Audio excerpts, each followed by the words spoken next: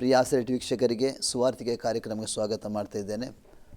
ಪ್ರಿಯರೇ, ಈ ಆಸರೆ ಟಿ ವಿಯಲ್ಲಿ ಅನೇಕ ಸಮಯಗಳಿಂದ ಈ ಸುವಾರ್ತಿಕ ಕಾರ್ಯಕ್ರಮ ನೋಡ್ತಾ ಇದ್ದೀರಿ. ಸುವಾರ್ತಿಕ ಅಂದರೆ ಒಬ್ಬ ಕ್ರಿಸ್ತನ ಸುವಾರ್ತೆ ಸಾರುವಂಥ ಒಬ್ಬ ಸೇವಕನ ವಿಷಯ ತಿಳ್ಕೊಳ್ಳುವಂಥದ್ದಾಗಿರ್ತದೆ. ಅನೇಕರಿಗೆ ಸೇವಕರ ಬಗ್ಗೆ ಅನೇಕ ತಪ್ಪು ಅಭಿಪ್ರಾಯಗಳಿವೆ. ಅದನ್ನು ಅವರ ಜೀವನದ ಸಾಕ್ಷಿ ಮೂಲಕ ನಾವು ಕೇಳುವಾಗ ಮಾತ್ರ ನಮಗೆ ಗೊತ್ತಾಗ್ತದೆ ಸುವಾರ್ತಿಕ ಅಂದರೆ ಏನು, ಯಾವ ರೀತಿ ಅವರ ಸೇವೆ, ಅವರ ಕುಟುಂಬ ಜೀವಿತ ಹೇಗಂತ ಇದರ ಮೂಲಕ ನಾವು ತಿಳ್ಕೊಳ್ಬೋದು. ಪ್ರಿಯರೇ, ಬನ್ನಿ ಇವತ್ತು ನಮ್ಮ ಮಧ್ಯದಲ್ಲಿ ಸಾಗರದಲ್ಲಿ ಸೇವೆ ಮಾಡುವಂಥ ಪಾಸ್ಟರ್ ಡೆನಿಸ್ ಗೊಂಸಾಲ್ವಿಸ್ ಇದ್ದಾರೆ. ಅವರನ್ನು ಕೂಡ ಆಸರೆ ಟಿ ಪರವಾಗಿ, ಆಸರೆ ಟಿ ವೀಕ್ಷಕರ ಪರವಾಗಿ ಹಾಗೂ ಯೇಸು ಕ್ರಿಸ್ತನ ಪರವಾಗಿ ನಾನು ಸ್ವಾಗತ ಮಾಡ್ತಾ ಇದ್ದೇನೆ. ಪಾಸ್ಟರ್, ನಿಮಗೆ ಸ್ವಾಗತ ಈ ಕಾರ್ಯಕ್ರಮಕ್ಕೆ. ಸಾಗರದಿಂದ ನಮ್ಮ ಈ ಶಂಕರಪುರಿಗೆ ಬಂದಿದ್ದೀರಿ. ತುಂಬ ಸಂತೋಷ ನಮಗೆ, ಯಾಕೆಂದರೆ ನಿಮ್ಮ ಸುವಾರ್ತಿಕ ಸಾಕ್ಷಿಯನ್ನು ನಮ್ಮ ವೀಕ್ಷಕರೊಂದಿಗೆ ನಾವು ಹಂಚಿಕೊಳ್ತಾ ಇದ್ದೇವೆ. Thank you. ಅಷ್ಟೇ, ನೀವು ಹುಟ್ಟು ಸಾಗರದವರೇನಾ? ಹುಟ್ಟೂರು ನಮ್ಮ ಸಾಗರವಾಗಿದೆ. ಶಿವಮೊಗ್ಗ ಡಿಸ್ಟಿಕ್ ಒಳಗೆ ಸಾಗರ ತಾಲೂಕು ಆಗಿದೆ. ಎಷ್ಟು ದೂರ ಇದೆ ಶಿವಮೊಗ್ಗದಿಂದ ಸಾಗರ? 72 ಕಿಲೋಮೀಟ್ರ್ ದೂರದಲ್ಲಿದೆ. 72 ಕಿಲೋಮೀಟ್ರ್ ದೂರ. 72 ಕಿಲೋಮೀಟರ್ ದೂರ. ಫಸ್ಟ್ ನೀವು ಅಲ್ಲೇ ಹುಟ್ಟಿದ್ರ? ನಾವು ಸಾಗರದಲ್ಲಿ ಹುಟ್ಟು ಬೆಳೆದಿದ್ದು ಸಾಗರದಲ್ಲೇ. ಎಲ್ಲ ಸಾಗರದಲ್ಲೇ? ಅಪ್ಪ ಅಮ್ಮ ಎಲ್ಲ ಸಾಗರದಲ್ಲೇ? ಅಪ್ಪ ಅಮ್ಮ ಎಲ್ಲ ಸಾಗರ. ಅಪ್ಪ ಹೊಸನಗರದವರು, ಅಮ್ಮ ಸಾಗರದಲ್ಲೇ ಇದ್ದರು. ಅಮ್ಮ ಸಾಗರದವರು, ಅಪ್ಪ ಹೊಸನಗರದವರು. ಮದುವೆ ಆದ ನಂತರ ಅಪ್ಪ ಕೂಡ ಸಾಗರಕ್ಕೆ ಬಂದು ಅಲ್ಲೇ ಇದ್ದರು, ಮನೆ ಮಾಡಿಕೊಂಡಿದ್ದು. ಏನು ಮಾಡ್ತಿದ್ದ ನಮ್ಮಪ್ಪ? ನಮ್ಮಪ್ಪ ಕಾರ್ ಡ್ರೈವರ್ ಆಗಿದ್ದರು. ಸ್ವಂತ ಗಾಡಿಯಾ? ಸ್ವಂತ ಗಾಡಿ ಇತ್ತು. ಮತ್ತು ಅಮ್ಮ? ಅಮ್ಮ ಏನು ಮಾಡೋದಿಲ್ಲ, ಮನೆಯಲ್ಲಿ ಇರ್ತಿದ್ರು. ಮನೆ ವಾರ್ತೆ. ಎಷ್ಟು ಜನ ಮಕ್ಕಳು ನೀವು? ಒಟ್ಟು ನಾವು 5 ಜನ ಮಕ್ಕಳು. ಅದರಲ್ಲಿ ನಿಮ್ಮ ನಂಬರ್? ನಮ್ಮ ನಂಬರ್ 2ನೇ ನಂಬರ್. 2ನೇ ನಂಬರ್. ಎಷ್ಟು ಅಣ್ಣ ತಮ್ಮಂದಿರು, ಅಕ್ಕ ತಂಗಿರು? ಒಟ್ಟು 5 ಜನ ಅಣ್ಣ ತಮ್ಮ ಅಕ್ಕ. ಎಷ್ಟು ಜನ ಅಕ್ಕಂದಿರು? ಅಕ್ಕಂದಿರು ಒಬ್ಬಳಕ್ಕ, ಒಂದು ತಂಗಿ, 2 ಜನ ತಮ್ಮಂದಿರಿದ್ರು. ತಮ್ಮಂದಿರು. ನೀವು ಹುಟ್ಟಿದ್ದು ಕೂಡ ಸಾಗರದಲ್ಲೇ? ಹೌದು. ವಿದ್ಯಾಭ್ಯಾಸ 5ನೇ ಕ್ಲಾಸ್ ಮಾತ್ರ ಕಲ್ತಿದ್ದೀನಿ. ಮುಂದೆ ಕಲೀಲಿಕ್ಕೆ ಆಗಿಲ್ಲ. ಆಗಿಲ್ಲ ಅಂದರೆ ಕಾರಣ? ಆಗಿಲ್ಲ ಅಂದರೆ ಅಂಗವಿಕಲನಾಗಿದ್ದೆ. ಮತ್ತು ಅದೇ ರೀತಿಯಲ್ಲಿ ನನಗೂ ಶಾಲೆ ಕಲೀಲಿಕ್ಕೆ ಇಷ್ಟಗಳು ಇರಲಿಲ್ಲ. ಏನು ಅಂಗವಿಕಲತೆ ಬಂತು ನಿಮಗೆ? ನನಗೆ ಎಷ್ಟನೇ ವಯಸ್ಸಿನಲ್ಲಿ ಬಂತದ್ದು? ಹುಟ್ಟಬೇಕಾದ್ರೆ, ಮಗು ಇರಬೇಕಾದ್ರೆ, ತಾಯಿಗರ್ವ ಹುಟ್ಟಿದಾಗಲೇ ಹಾಗೆ ನಡೆದಿದ್ದಾಗ 3 ತಿಂಗಳು ಹೊಂಡದಲ್ಲಿ ಇಟ್ಟು ಕಾಲು ನೆಟ್ಟಗಾಗತ್ತೆ ಅಂತ ಒಂದು ಸ್ವಲ್ಪ ಬೆಳೆದಾಗ ಅದು ನೋಡಿದ್ರು, ಆಗಿಲ್ಲ. ಆದರೂ ಒಂದು ಸತಿ ಆಪ್ರೇಷನ್ ಆಯ್ತಿದ್ದು, ಕಾಲು ಆಪ್ರೇಷನ್ ಆಗಿದೆ ಮತ್ತು ಶಿವಮೊಗ್ಗದಲ್ಲೇ ಡಾಕ್ಟ್ರಿಗೆ ತೋರಿಸಿ, ಆದರೂ ಆಗಿಲ್ಲ. ಆದರೂ ಹಾಗೇ ಇತ್ತು. ಅಂದರೆ ನಿಮಗೆ ಸರಿಯಾಗಿ ನಡಿಲಿಕ್ಕೆ ಆಗೋಲ್ಲ? ಸರಿಯಾಗಿ ನಡಿಲಿಕ್ಕೆ ಆಗೋದಿಲ್ಲ. ಸಣ್ಣ ವಯಸ್ಸಿನಿಂದಲೇ? ಸಣ್ಣ ವಯಸ್ಸಿನಿಂದಲೂ. ಹುಟ್ಟಿನಿಂದಲೇ ಹಾಗೇನಲ್ಲ, ಅದರದ್ದು ಅದು ಹುಟ್ಟಿದ ನಂತರ ಅದು ಪ್ರಾರಂಭ ಆಯಿತಾ? ಅಲ್ಲ, ಪೋಲಿಯೋ ಹುಟ್ಟಿದಂದಲೇ ಅದು ಇತ್ತು, ನಮ್ಗೆ ಗೊತ್ತಾಗಿಲ್ಲ. ಎಲ್ಲ ಲೇಟಾಗಿ ನಡೀತಿದ್ದೆ ಅಂತ ಹೇಳ್ತಿದ್ರು ಅಮ್ಮ ಅಪ್ಪ. ಹಾಗಾಗಿ ನಿಮಗೆ ಶಾಲೆ ಪೂರ್ತಿ ಮಾಡಲಿಕ್ಕೆ ಆಗಿಲ್ಲ. 5ನೇ ಕೆಲಸ ಹೋಗಿದ್ರಿ. ಶಾಲೆ ಹತ್ತಿರ ಇತ್ತಾ ನಿಮಗೆ? ಶಾಲೆ ಹತ್ತಿರ ಇತ್ತು. ಹತ್ತಿರ ಅಂದರೆ ಒಂದು ಸ್ವಲ್ಪ ದೂರ, ಒಂದು 100-200 ಮೀಟ್ರ್ ಅಷ್ಟೇ ಹತ್ತಿರ ಇತ್ತು. ಆದರೆ ಈ ನಿಮ್ಮ ಬಲಹೀನತೆ ನಿಮಿತ್ತವಾಗಿ ನಿಮಗೆ ಶಾಲೆಗೆ ಹೋಗ್ಲಿಕ್ಕೆ ಸಾಧ್ಯ? ಶಾಲೆಗೆ ಹೋಗ್ಲಿಕ್ಕಾಗಿಲ್ಲ. ನಿಮ್ಮ ಅಣ್ಣ ತಮ್ಮ ಅಕ್ಕ ಎಲ್ಲ ಕಲ್ತಿದ್ದ ಶಾಲೆ ಹೋಗಿದ್ದಾರೆ? ಎಲ್ಲರೂ ಕಲ್ತಿದ್ದಾರೆ. ಒಳ್ಳೊಳ್ಳೆದು. ಒಬ್ಬನು ಫಸ್ಟ್ ಇಯರ್ PC, ಮತ್ತೊಬ್ಬ ಡಿಗ್ರಿ ಆಗಿದೆ, ಮತ್ತೊಬ್ಬನು ಮತ್ತು ತಂಗಿನೂ ಕಲ್ತಿದ್ದಾಳೆ, ಫಸ್ಟ್ ಇಯರ್ PC ಆಗಿದೆ. ಈಗ ನೀವು 5ನೇ ಕ್ಲಾಸ್ ಮುಗಿಸಿ ನಿಮ್ಮ ಕುಟುಂಬದ ಹಿನ್ನೆಲೆ? ನಮ್ಮಪ್ಪ ಡ್ರೈವರ್ ಆಗಿದ್ದರು. ಮತ್ತು ನಮಗೆ ಬಡತನ ಇತ್ತು. ಅಂದರೆ ನೀವು ನೀವು ದೇವರಲ್ಲಿ ಬಂದು ನಿಮ್ಮ ಹಿನ್ನೆಲೆ ಯಾವುದು? ನಾವು ರೋಮನ್ ಕೆತ್ಲಿಕ್ ಒಳಗಿದ್ವಿ ಫಸ್ಟಿಗೆ. ಇವತ್ತು ರೋಮನ್ ಕೆತ್ಲಿಕ್ಕಿಂದ ನಾವು ರಕ್ಷಣೆ ಹೊಂದಿದ್ವಿ. ತಂದೆ ಕೂಡ ಅದೇ ತಾಯಿ ಕೂಡ? ತಂದೆ ತಾಯಿ ಸಹ ರೋಮನ್ ಕೆತ್ಲಿಕ್ ಒಳಗೆ ಇದ್ರು. ಅಂದರೆ ನಾವು ಚರ್ಚ್ಗಳಲ್ಲಿ ಹೋಗ್ತಾ ಇದ್ವಿ. ಆ ಹಿನ್ನೆಲೆಯವರು ನೀವು ಅಲ್ಲ? ಹೌದು. ಈಗ ನೀವು ಹೇಳಿದರೆ 5ನೇ ಕ್ಲಾಸ್ ತನಕ ನಾನು ಓದಿದ್ದೆ ಅಂತ. 5ನೇ ಕ್ಲಾಸ್ ಓದಿದ ನಂತರ ನೀವು ಮನೆಯಲ್ಲಿದ್ರಾ, ಏನು ಕೆಲಸ ಮಾಡಿದೆ? 5ನೇ ಕ್ಲಾಸ್ ಓದಿದ ಮೇಲೆ ನಾನು ಈ ಟೈಲರಿಂಗ್ ಕಲೀಲಿಕ್ಕೆ ಅಂತ ಹೋಗಿದ್ದೆ ಫಸ್ಟು. ಟೈಲರಿಂಗ್ ಕಲಿತವಾಗ ನಮ್ಮ ಮನೇಲಿ ಬಡತನ ಇತ್ತು. ಅದಕ್ಕೋಸ್ಕರ ನನಗೆ ಟೈಲರಿಂಗಿಗೆ 20 ವರ್ಷದಲ್ಲಿ ಹೋಗಿದ್ದೆ ಟೈಲರಿಂಗ್ಗೆ. ಟೈಲರಿಂಗ್ ಎಷ್ಟು ಟೈಲರಿಂಗ್ ಕಲ್ತ್ರಿ? ಪೂರ್ತಿ ಕಲ್ತ್ರಿ? ಏನು ಟೈಲರಿಂಗ್ ಮಾಡ್ತೀರಿ ನೀವು? ಶರ್ಟು, ಪ್ಯಾಂಟ್ಗಳು ಮತ್ತು ಅದೇ ರೀತಿಯಲ್ಲಿ ಬ್ಲೌಸು ಎಲ್ಲ ರೀತಿಯಲ್ಲಿ ಹೊಲಿತಿದ್ದೆ. ಅಂದರೆ ಲೇಡೀಸ್ ಜೆಂಟ್ಸ್ ಇಬ್ಬರದ್ದು ಮಾಡ್ತೀರಿ? ಮಾಡ್ತಿದ್ವಿ. ಹಾಂ ಅದನ್ನು ಕೆಲಸ ಮಾಡಿದ್ದೀರಿ. ಅಂದರೆ ಈಗ ನಿಮ್ಮ ಅಪ್ಪ ದುಡಿತಿದ್ರು, ಗಾಡಿ ಸ್ವಂತ ವಾಹನ ಇತ್ತು, ಆದರೆ ಅವರು ದುಡಿದದ್ದು ನಿಮಗೆ ಸಾಕಾಗ್ತಿರ್ಲಿಲ್ಲ ಮನೆಗೆ? ಅದು ಒಂದು ಸತಿ ಲಾಸ್ ಆಯಿತು ನಮ್ಮ ಅಪ್ಪನಿಗೆ. ಯಾರೋ ಮೋಸ ಮಾಡಿದರು. ಅದರಿಂದ ತುಂಬ ವ್ಯಥೆ ಪಟ್ಟು ನಮ್ಮಪ್ಪ ಇದು ಜೀವನೇ ಬೇಡ ಅಂತ ಕಳ್ಕೊಬೇಕಂತ ಇದ್ದರು. ಅದಕ್ಕೆ ಆ ಟೈಮಿಗೆ ತುಂಬ ನಮ್ಗೆ ಕಷ್ಟಗಳು ಬಂತು. ಅಂದರೆ ಕುಡಿತಿದ್ರಾ? ಹೌದು, ಕುಡಿತಿದ್ರು ನಮ್ಮಪ್ಪ. ಡ್ರಿಂಕ್ಸ್ ಮಾಡ್ತಿದ್ರು? ಡ್ರಿಂಕ್ಸ್ ಮಾಡೋಕ್ಕೆ ಕಾರಣ ಏನಂದರೆ ಒಬ್ಬರು ಮೋಸ ಮಾಡಿದ್ರಿಂದ ಕಾರಣ ಆಗ್ತಿತ್ತು. ಅದಕ್ಕಾಗಿ ಮತ್ತೆ ಕುಡಿಲಿಕ್ಕೆ ಸ್ಟಾರ್ಟ್ ಮಾಡಿದ್ರು. ಈಗ ಅಂದರೆ ಆ ಕಾರಣ ನಿಮಿತ್ತವಾಗಿ ಮನೆಗೆ ಸರಿ ನಿಮಗೆ ಯಾರು ಸರಿಯಾದ ಆಹಾರ ಕೊಡ್ತಿರ್ಲಿಲ್ವ ತಂದೆ? ಇಲ್ಲ, ತಂದೆಗೆ ಒಂದು ಸ್ವಲ್ಪ ಸಂಬಳ ಇತ್ತು. ಮತ್ತು ಬೇರೆ ಕಡೆ ಹೋದರೂ ಸಹ ಅವರು ಬಾಡಿಗೆಯನ್ನು ತೊಗೊಂಡ್ರೆ ನಾಳೆ ಕೊಡ್ತೀನಿ ಅಂತಿದ್ರು. ಹಾಗೆ ಬಿಟ್ಟು ಬರೋದು, ಜನರನ್ನು ಉಪಕಾರ ಮಾಡ್ತಿದ್ರು. ಜನರಿಗೆ ಉಪಕಾರ ಮಾಡ್ತಿದ್ರು. ಮನೆಗೆ ಇಲ್ಲ, ಅದು ತಂದು ಕೊಡ್ತಿದ್ರು. ಉಪವಾಸ ಅಂತೂ ಹಾಕೋದಿಲ್ಲ. ನಿಮಗೆ ಚೆನ್ನಾಗಿ ನೋಡ್ಕೊಳ್ತಿದ್ರು? ಚೆನ್ನಾಗಿ ನೋಡ್ಕೊಳ್ತಿದ್ರು ನಮ್ಮ ತಂದೆ. ಆಯ್ತು. ಈಗ ನೀವು ಟೈಲರಿಂಗ್ ಕೆಲಸ ಮಾಡಿದ್ರಿ, ಎಷ್ಟು ವರ್ಷ ಕೆಲಸ ಮಾಡಿದ್ರಿ? ನಾನು ಒಂದು 20 ವರ್ಷ ಮಾಡಿದ್ದೀನಿ. 20 ವರ್ಷ ನೀವು ಸ್ವಂತದಾಗಿ ಮಾಡಿದ್ರೆ ಬೇರೆಯವರ? ಸ್ವಂತ ಒಂದು ಕಲೀಲಿಕ್ಕೆ ಒಂದು 6-7 ವರ್ಷ ಹೋಗಿದ್ದೀನಿ. ಕಲಿತ ಮೇಲೆ ಅವರು ನಂಗೆ ದಿವಸಕ್ಕೆ ಅಲ್ಲಿಂದ ನಡ್ಕೊಂಬರ್ಬೇಕಿತ್ತು. ನಾನು ಕಲಿಬೇಕಾದ್ರೆ ಆ ದೊಣ್ಣೆ ಇಟ್ಕೊಂಡು ಬರ್ತಿದ್ದೆ.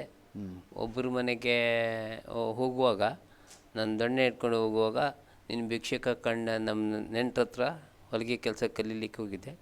ಅಲ್ಲಿ ಹೋದಾಗ ಅವ್ರು ಹೇಳಿದರು, ನೀನು ಭಿಕ್ಷಕ ಕಂಡಂಗೆ ಕಾಣ್ತೀಯ, ಇವತ್ತಿಂದ ನನ್ನ ಕೆಲಸಕ್ಕೆ ಬರಬೇಡ ಅಂತ ಹೇಳಿದರು. ಯಾರು? ಟೈಲರ್? ಟೈಲರ್ ನಮ್ಮ ಅಣ್ಣ ಆಗ್ತಾರೆ ನೆಂಟರು, ಅವರು ಹಾಗೆ ಹೇಳಿದರು. ನಮ್ಮಮ್ಮನ ಹತ್ರ ಹೇಳಿದ್ರು ಅಂತ ನಮ್ಮಮ್ಮ ನನಗೆ ಹೇಳಿದರು. ಆವಾಗ ನನಗೆ ಹೊಟ್ಟೆಯಲ್ಲಿ ಚುರ್ರಂತು. ಅಮ್ಮನ ಎದುರಿಗೆ ಹಾಗೆ ಹೇಳ್ಬಾರ್ದಿತ್ತು, ಅವ್ರು ಹೇಳಿದ್ದಾರೆ ಅಂತ ಅವತ್ತು ನಾನು ಬೇರೆ ಕಡೆ ಮತ್ತೊಂದು ಕಡೆ ಕೆಲಸಕ್ಕೆ ಹೋಗಿದ್ದೀನಿ. ಹಾಗೆ ಅಂತೂ ನೀವು ಟೈಲರಿಂಗ್ ಕಲ್ತ್ರಿ. ಟೈಲರಿಂಗ್ ಆದ ನಂತರ ಏನು ಮಾಡ್ತಿದ್ರಿ? ಟೈಲರಿಂಗ್ ಆದಮೇಲೆ ಒಂದು ದಿವಸ ನನ್ನ ಪ್ರೇಯರಿಗೋಸ್ಕರವಾಗಿ ಹೋಗಿದ್ದೆ. ಅಂದರೆ ಅದರ ಮುಂಚೆ ಪ್ರೇಯರಿಗೆ ಹೋಗ್ತಿರ್ಲಿಲ್ವಾ ನೀವು? ಚರ್ಚಿಗೆ ಹೋಗ್ತಿರ್ಲಿಲ್ಲ? ಚರ್ಚಿಗೆ ಹೋಗ್ತಿದ್ದೆ. ಚರ್ಚಲ್ಲಿ ಮೊದಲನೇ ಸ್ಥಾನದಲ್ಲಿ ಕೂತ್ಕೊಂಡು, ಮೊದಲನೇ ಸ್ಥಾನದಲ್ಲಿ ಕೂತ್ಕೊಳ್ತಿದ್ದೆ. ಮೊದಲನೇ ಬೆಂಚ್ ನನಗೆ ಬೇಕು, ನಾನು ಹೋಗಿ ಕೂತ್ಕೊಂಡ್ಬಿಡ್ತಿದ್ದೆ. ಅಲ್ಲೋಗಿ ಕೂತ್ಕೊಂಡ್ಬಿಟ್ಟು ಪ್ರೇಯರ್ ಮಾಡ್ಕೊಂಡು ಬರ್ತಿದ್ದೆ ಅಷ್ಟೇ. ಅಂದರೆ ಚರ್ಚಿಗೆ ಹೋಗ್ತಿದ್ರಿ? ಚರ್ಚಿಗೆ ಸರಿಯಾಗಿ ಹೋಗ್ತಿದ್ರಿ? ಒಂದು ದಿವಸ ತಪ್ಪಿಸೋದಿಲ್ಲಾಗಿದೆ. ಚರ್ಚ್ ದೂರ ಇತ್ತಾ ನಿಮಗೆ? ಚರ್ಚ್ ಅದೇ 300 ಮೀಟ್ರ್ ಆಗ್ತಿತ್ತು ಅಷ್ಟೇ. ನಡ್ಕೊಂಡು ಹೋಗ್ಲಿಕ್ಕೆ ಹತ್ತಿರ ಇತ್ತು? ನಡ್ಕೊಂಡು ಹೋಗ್ಲಿಕ್ಕೆ ಹತ್ತಿರ ಆಗ್ತಿತ್ತು. ಅನ್ನೋದು ನಿಮ್ಮದು ಸಿಟಿಯಲ್ಲೇ ಮನೆ ಇತ್ತು ಆ ರೀತಿ? ಸಿಟಿಯಲ್ಲೇ ಇತ್ತು. ನಮ್ಮ ಮನೆ ಸಿಟಿಯಲ್ಲೇ ಇದೆ, BH ರೋಡಲ್ಲಿ ಸಿಟಿಯಲ್ಲಿ ಇತ್ತು ಅವಾಗ. ಸಾಗರದಲ್ಲಿ ಯಾವ ಪ್ರಾಂತ್ಯ ನಿಮ್ಮದು ಮನೆ ಇರುವಂಥ ಪ್ರಾಂತ್ಯ? ಈಗಿರೋದು ಫಸ್ಟಿಗೆ BH ರೋಡಲ್ಲಿತ್ತು. BH ರೋಡ್ ಈಗ ನೆಹರು ನಗರದಲ್ಲಿ ಆನಂಬಿಯಲ್ಲಿದೆ. ಅಂದರೆ ನಿಮ್ಮ ಸ್ವಂತ ಮನೆನಾ? ಸ್ವಂತ ಮನೆ ಮೊದಲಿಂದ ಅಲ್ಲ, ಬಾಡಿಗೆ ಮನೆ. ಅದು ಬಾಡಿಗೆ ಮನೆಯಲ್ಲಿ? ಅಪ್ಪ ಅಮ್ಮ ಕೂಡ ಬಾಡಿಗೆ ಮನೆಯಲ್ಲಿ? ಬಾಡಿಗೆ ಮನೆಯಲ್ಲಿತ್ತು. ನೀವು ಕೂಡ ಎಲ್ಲ ಬಾಡಿಗೆ ಮನೆಯಲ್ಲಿ ದೊಡ್ಡವರಾದರು? ಹೌದು, ನಾವು ಚಿಕ್ಕಂದಿಲ್ಲೇ ಬಾಡಿಗೆ ಮನೆಯಲ್ಲೇ ದೊಡ್ಡವರಾಗಿದ್ದರು. ಮತ್ತು ಕಷ್ಟ ಇತ್ತು. ಆ ಮನೆ ಅವರು ಬಾಡಿಗೆ ಮನೆಯವರು ಮಾರಬೇಕಾದ್ರೆ ಒಂದು ಮಿಷಿನ್ ಇತ್ತು ನಮ್ಮ ಹತ್ರ. ಆ ಮಿಷಿನನ್ನು, ಏನು ಮಿಷಿನ್ ಇತ್ತು? ಹೊಲಿಗೆ ಮಿಷಿನ್. ನಿಮ್ಮದು? ನಮ್ಮ ಅಮ್ಮಂದು ಒಂದು ಮಿಷಿನ್ ಇತ್ತು. ಅದು ಸಹ ಅವರು ಅದು ಈಗ ಅಡ್ವಾನ್ಸ್ ಕೊಡ್ತಾರಲ್ಲ, ಫಸ್ಟಿಗೆ ಅಡ್ವಾನ್ಸ್ ಕೊಡ್ಬೇಕಾದ್ರೆ ತೊಗೊಳ್ಬೇಕು ಅಂತ ಇದ್ದರು. ಅವ್ರ ಮನೆ ಮಾರಿದ್ರು. ನಿಮ್ಗೆ ಹೇಳಿದರು ನಮ್ಮ ಮನೆ ಒಳಗೆ ಇಡ್ರಿ ಅಂತ ಹೇಳಿದರು. ಆದರೆ ನಾವು ಬೇರೆಯವ್ರ ಅಂಗಡಿ ಒಳಗೆ ಇಟ್ಕೊಂಡು ಬೀಗ ಹಾಕಿದ್ವಿ. ಯಾಕಂದರೆ ಆ ಮಿಷಿನು ಸಹ ಅವ್ರು ತೊಗೊಂಡು ಹೋಗ್ಲಿಕ್ಕಿದ್ರು. ಅದು ನಮ್ಮ ಅವ್ರ ಪಕ್ಕದ ಮನೆಯಲ್ಲಿ ಒಂದು ಮನೆ ಇತ್ತು, ಆ ಅಂಗಡಿಯಲ್ಲಿ ಹಾಕಿ ಬೀಗ ಹಾಕಿ ನಾವು ಹೋದ್ವಿ. ಅಂದರೆ ನೀವು ಮನೆಯಲ್ಲಿ ಟೈಲರಿಂಗ್ ಮಾಡ್ತೀರಾ, ಹೊರಗೆ ಮಾಡ್ತಿದ್ದೆ ಅಂಗಡಿ ತಗೊಂಡು? ನಾನು ಮನೆಯಲ್ಲೇ ಮಾಡ್ತಿದ್ದೆ. ಮನೆಯಲ್ಲೇ ಹೊಲಿಗೆಗಳು ಮಾಡ್ತಿದ್ದೆ. ಅಂದರೆ ಆ ರೀತಿ ನಿಮ್ಮ ಬಾಲ್ಯ ಜೀವಿತ. ಇದರ ಮಧ್ಯದಲ್ಲಿ ನೀವು ದೇವರನ್ನು ಹೇಗೆ ಕಂಡುಕೊಂಡ್ರಿ? ದೇವರನ್ನು ಅಂದರೆ ನಾನು ಶಿವಮೊಗ್ಗದಲ್ಲಿ ಒಂದು ದಿವಸ ಧ್ಯಾನ ಕೂಟಕ್ಕೆ ನಮ್ಮಮ್ಮ ಕರ್ಕೊಂಡು ಹೋಗ್ತಿದ್ರು. ಆವಾಗ ನಾನು ದೇವರನ್ನು ಧ್ಯಾನಕೂಟ ಅಂದರೆ ಧ್ಯಾನಕೂಟ ಅಂದರೆ ಒಂದು ದೇವ್ರ ವಾಕ್ಯ ಹೇಳುವಂಥ ಆ ಸ್ಥಳಗಳಲ್ಲಿ ಹೋಗಿ ಕೊರಿಯಕೋಸ್ ಎಂಬ ಒಬ್ಬರು ಫಾದರ್ ಇದ್ದರು. ಆ ಫಾದರು ಹೇಳುವಂಥ ವಾಕ್ಯಗಳನ್ನು ನಾವು ಕೇಳ್ತಿದ್ವಿ. ಅಂದರೆ ಅದಕ್ಕಾಗಿ ನೀವು ಶಿವಮೊಗ್ಗಕ್ಕೆ ಹೋಗ್ತಿದ್ರಿ? ಅದಕ್ಕಾಗಿ ನಮ್ಮಮ್ಮ ಕರ್ಕೊಂಡು ಹೋಗ್ತಿದ್ರು, ಸಾಗರದಿಂದ ಕರ್ಕೊಂಡು ಹೋಗ್ತಿದ್ರು ಎಲ್ಲರನ್ನ. ನಿಮ್ಮೊಬ್ಬರನ್ನ? ನಾನು ಒಂದು ಸ್ವಲ್ಪ ಏನಿದೆ ಅಂದರೆ ಮಾತು ಕೇಳುವುದಿಲ್ಲಾಗಿದೆ.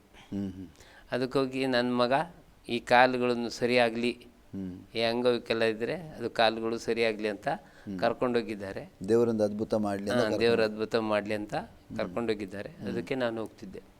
ನೀವು ಒಬ್ಬರೇ ತಾಯಿ ಒಟ್ಟಿಗೆ ಅಲ್ಲ, ನಿಮ್ಮ ಅಣ್ಣ ತಮ್ಮಂದ್ರೆ ಯಾರು ಬಂದ್ರೆ? ಇಲ್ಲ, ನಮ್ಮ ತಾಯಿ ಮತ್ತು ನಾನು ಇಬ್ಬರೇ ಹೋದದ್ದು. ಯಾಕಂದರೆ ನಮ್ಮ ತಾಯಿ ಅವನಿಗೆ ಒಂದು ಸರಿಯಾಗಬೇಕು, ಕಾಲು ಸರಿಯಾಗಬೇಕು. ಅಂದರೆ ನಿಮ್ಮ ಒಡ ಹುಟ್ಟಿದ್ರೆ ಎಲ್ಲ ಕೈ ಕಾಲು ಸರಿ ಇದೆ, ಎಲ್ಲರಿಗೂ ಸರಿ. ನೀವು ಮಾತ್ರ ಸ್ವಲ್ಪ ಪೋಲಿಯೋ. ನಾವು ಮಾತ್ರ ಪೋಲಿಯೋ. ಮತ್ತೆಲ್ಲರ ಅಣ್ಣ ತಮ್ಮಂದಿರಿಗೆಲ್ಲ ಚೆನ್ನಾಗಿದೆ. ಹಾಗಾದ್ರೆ ನಿಮ್ಮ ತಂದೆ ತಾಯಿ ತುಂಬ ನಿಮಗೆ ಪ್ರಯಾಸ ಪಟ್ಟಿದ್ದಾರೆ? ಹೌದು, ನಮ್ಮ ತಾಯಿ ತುಂಬ ಪ್ರಯಾಸ ಒಳ್ಳೆದಾಗಬೇಕು, ಗುಣ ಆಗಬೇಕು, ನಮ್ಗೆ ಸಾಕಿದ್ದಾರೆ. ಮತ್ತು ಕಷ್ಟನೂ ಪಟ್ಟಿದ್ದಾರೆ. ಮತ್ತು ಕಟ್ಗೆ ತರ್ತಿದ್ರು ನಮ್ಮಮ್ಮನು. ಕಾಡಿಗೆ ಹೋಗಿ ಕಟ್ಗೆಗಳನ್ನು ತೊಗೊಂಬಂದು ನಮಗೆ ಸಾಕಿದ್ದು ಸಹ ಉಂಟು. ಡ್ರೈವರ್ ಕೆಲಸದಲ್ಲಿ ಏನು ಸಿಕ್ಕೋದಿಲ್ಲ ಆದರೆ ನಮ್ಮ ತಾಯಿ ಕಟ್ಗೆ ತೊಗೊಂಬಂದು ಅದನ್ನು ಇಟ್ಟು ನಮಗೆ ಸಹಾಯ ಮಾಡ್ತಿದ್ರು. ಅಂದರೆ ಕಟ್ಟಿಗೆ ತಂದು ಮಾರ್ತಿದ್ರಾ? ಮಾರೋದಿಲ್ಲಾಗಿತ್ತು. ಆ ಕಟ್ಗೆ ಬಂದರೆ ನಮಗೊಂದು ಇದು ಬರುತ್ತಲ್ಲ, ಏನಂದರೆ ಬೆಂಕಿ ಉಸಿ ಸಹ ಇರಲಿಲ್ಲ, ಬೇಯಿಸ್ಲಿಕ್ಕೆ ಯಾವುದೂ ಇರಲಿಲ್ಲಲ್ಲ. ಅದಕ್ಕೋಸ್ಕರವಾಗಿ ಅಮ್ಮ ಕಟ್ಗೆ ಬರ್ತಿದ್ರು. ಇದರ ಮಧ್ಯದಲ್ಲಿ ಹೇಗೆ ನೀವು ದೇವರನ್ನು ಕಂಡು? ಅದೇ ನೀವು ಹೇಳಿದ್ರಿ ಶಿವಮೊಗ್ಗಕ್ಕೆ ಹೋದ್ರಿ, ಕುರಿಯೋಕೋಸ್ ಅಂತ ಅಲ್ಲಿ ಫಾದರ್ ಒಬ್ಬರು ವಾಕ್ಯ ಕೊಡ್ತಿದ್ರು. ಅದು ಹೇಗೆ ನಿಮಗೆ ನಿಮ್ಮ ಜೀವಿತದಲ್ಲಿ ಕಾರ್ಯವಾಯಿತು? ಅದು ನನ್ನ ಜೀವಿತದಲ್ಲಿ ಒಂದು ದಿವಸ ನನಗೆ ಇದು ದರ್ಶನ ಬಿದ್ದ ಹಾಗೆ ಅಲ್ಲೊಂದು ನಕ್ಷತ್ರಗಳು ಕಣ್ಣು ಮುಚ್ಚಿದಾಗ ನಕ್ಷತ್ರಗಳು ಕಾಣ್ತು. ಆ ನಕ್ಷತ್ರ ನೋಡುವಾಗ ದೇವರು ಹೇಳೋದು, ಈ ಅಬ್ರಾಮಿಗೆ ಕೊಟ್ಟಂಥ ದರ್ಶನವನ್ನು ನನಗೆ ಆ ದೇವ್ರು ಕೊಟ್ಟರು ಅಂತ ನಾನು ತಿಳ್ಕೊಂಡೆ. ಇನ್ನು ಅನೇಕ ಜನರು, ಅದು ಮರಳಿನ ಕಾಡಿನಷ್ಟು ಜನರು ಆಗ್ತಾರೆ ಎಂಬುದಕ್ಕಾಗಿ ಅದು ತೋರಿಸುವಂಥ ಸೂಚನೆಯನ್ನು ಕೊಟ್ಟರು. ಅಲ್ಲಿ ಹೇಳ್ತಾ ಇದ್ದಾರೆ, ಆದರೆ ಅದೇ ನನಗೆ ಇದು ನಕ್ಷತ್ರಗಳು ಅನೇಕ ಜನಗಳು ಅಂದರೆ ಅಲ್ಲಿರ್ತ ಸೇವಕರು ಅದೇ ಪ್ರಸಂಗ ಮಾಡ್ತಾ ಇದ್ದಾರೆ ಅದೇ ವಿಷಯದಲ್ಲಿ ಅಲ್ಲ, ಅವ್ರು ಹೇಳ್ತಾ ಇದ್ದಾರೆ. ಅಬ್ರಾಮನ ವಿಷಯದಲ್ಲಿ ಹೇಳುವಾಗ ನಂಗೆ ನಕ್ಷತ್ರ ಫಸ್ಟೇ ಕಾಣ್ತಾ ಇದೆ. ಅವ್ರು ಪ್ರಸಂಗ ಮಾಡುವುದಕ್ಕಿಂತ ಮುಂಚಿತವಾಗಿ ನಂಗೆ ಆ ನಕ್ಷತ್ರಗಳು ಕಾಣ್ತಾ ಇದ್ದಾವೆ. ಆವಾಗ ನಾನು ಇದು ನನಗಾಗಿ ಹೇಳಿದ್ದಾರೆ ಅಂತ ಹೇಳಿ ತಿಳ್ಕೊಂಡು ನಾನು ಇದನ್ನು ಹೇಳಿದ್ದಾಗೆ ಹೋನಾಗಿದ್ದೀನಿ. ಅಂದರೆ ಅವರು ವಾಕ್ಯ ಕೊಡುವಾಗ ಆ ವಾಕ್ಯ ನಿಮಗೆ ಒಂದು ದರ್ಶನದ ರೂಪದಲ್ಲಿ ದೇವರು ತೋರಿಸಿದ, ಅಂದರೆ ನಕ್ಷತ್ರಗಳನ್ನು ತೋರಿಸಿದ. ಮೊದಲೇ ತೋರಿಸಿದ್ದು, ಮೊದಲೇ ಅವ್ರು ಹೇಳೋಕ್ಕಿಂತ ಮೊದಲೇ ನಾನು ಕಣ್ಣು ಮುಚ್ಚುವಾಗ ಅವರು ಅದೇ ವಾಕ್ಯದಲ್ಲಿ ಹೇಳುವಾಗ ನಕ್ಷತ್ರ ಕಾಣ್ತು. ಅದ್ರಾಗ ಏನು ನೀವು ಆಲೋಚನೆ ಮಾಡ್ತಾರೆ? ಅದರಲ್ಲಿ ನೀವು ಏನು ಅದರಲ್ಲಿ ಆ ನಕ್ಷತ್ರದಲ್ಲಿ ನಾನು ಎಲ್ಲ ಕಡೆಯಲ್ಲಿ ಅನೇಕ ಆತ್ಮಗಳನ್ನು ರಕ್ಷಣೆಗೆ ತರಬೇಕಂತ ನನಗೆ ಅವಾಗ ಏನಂದರೆ ಗೊತ್ತಾಯಿತು. ಅಂದರೆ ನೀವು ಆ ಸಮಯದಲ್ಲಿ ರಕ್ಷಣೆ ಹೊಂದಿದ್ದೀರಾ? ಯೇಸುಸ್ವಾಮಿ ನಂಬಿಕೊಂಡಿದ್ರೆ ಆ ಟೈಮಲ್ಲಿ? ಅಲ್ಲ, ಕ್ರೈಸ್ತ. ಹೌದು, ಕ್ರಿಸ್ತನನ್ನು ನಂಬಿದ್ದು ಮೊದಲಿಂದನೂ ನಾವು ನಂಬಿದ್ವಿ. ಆದರೆ ರಕ್ಷಣೆಗೆ ಬರಲಿಲ್ಲ, ರಕ್ಷಣೆ ಹೊಂದಲಿಲ್ಲ. ರಕ್ಷಣೆ ಅಂದರೆ ಏನಂತ ನಮಗೆ ಗೊತ್ತಿಲ್ಲ. ಒಟ್ಟು ದೇವರಿದ್ದಾನೆ ಅಂತ, ಮತ್ತು ದೇವರು ಈ ಥರದಲ್ಲಿ ಮಾತನಾಡ್ತಾನೆ, ಈ ಥರ ದರ್ಶನಗಳನ್ನು ಕೊಡ್ತಾನೆ ಎಂಬುದಕ್ಕೆ ನಮಗೇನು ಗೊತ್ತಿಲ್ಲ. ಅದೇ ಮೊದಲನೇ ಅನುಭವ. ಮೊದಲನೇ ಅನುಭವ ಕುರಿಯೋಕೋಸ್ ಫಾದರಲ್ಲಿ ಪ್ರಸಂಗ ಮಾಡುವ ಸಮಯದಲ್ಲಿ ನಿಮಗೆ ಕೊಟ್ಟ ದರ್ಶನದ ಮೊದಲನೇ ಅನುಭವ. ಆನಂತರ ಏನು ಮಾಡಿದ್ರಿ ನೀವು? ಆ ನಂತರ ನಾನೇನು ಮಾಡಿದೆ, ಪ್ರಾರ್ಥನೆ ಮುಗಿದ ಮೇಲೆ ನಾವು ಅಲ್ಲೇ ಮಲಗಬೇಕಿತ್ತು.